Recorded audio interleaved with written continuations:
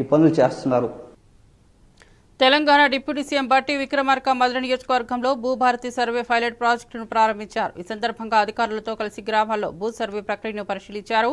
భూముల న్యాయమైన పునర్విభజన, క్లియర్ రికార్డుల కోసం భూభారతి ప్రాజెక్టు ప్రారంభమైందని బట్టి తెలిపారు. రైతులకు నూతన పట్టాదారుల పత్రాలు అందించడమే లక్ష్యంగా ప్రభుత్వం ముందుకు సాగుతోందని వివరించారు.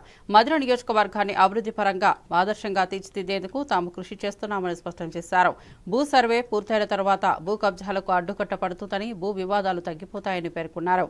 భూమి పరంగా అన్ని వివరాలు డిజిటలైజ్ చేస్తామన్నారు. మధుర నుంచే రాష్ట్ర వ్యాప్తంగా భూభారతి విస్తరించేందుకు ఈ పైలట్ ప్రాజెక్టు బలమైన అడుగు అవుతుందని ఆయన ఆశాభావం వ్యక్తం చేశారు. వాటన్నిటికి కూడా మిగతా గ్రామాల్లాగా సర్వేతో సంపూర్ణంగా ఉండేటువంటి బౌండరీస్ అన్నిటిని ఫిక్స్ చేసి ఎటువంటి ఇబ్బందులు లేకుండా చేసేటువంటి కార్యక్రమానికి నాంది పలికారు వారు.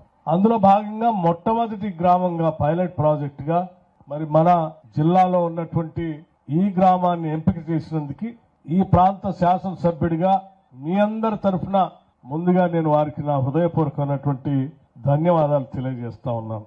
అట్లాగే చేసిన ఈ కార్యక్రమానికి ముఖ్య అతిథిగా రమ్మని చెప్పి పిలవగానే మనందరి మీద ప్రేమతో ఇక్కడ వచ్చేసినటువంటి వ్యవసాయ శాఖ మంత్రులు గారికి కూడా నేను మీ అందరి తరఫున వారికి కృతజ్ఞతలు తెలియజేస్తా ఉన్నాను.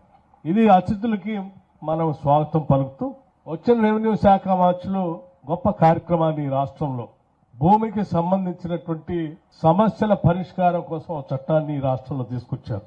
ఈ చట్టం ఎంత చారిత్రాత్మకమైనటువంటి చట్టం అంటే ఇటువంటి చట్టాలు చాలా అరుదుగా దేశ చరిత్రలో వస్తాయి. ఇప్పటి వరకు మనం ప్రధానంగా చట్టాల గురించి మాట్లాడుకుంటే తెలంగాణ రాష్ట్రానికి సంబంధించి స్వాతంత్రం వచ్చిన తర్వాత రాకముందు 1950s నుంచి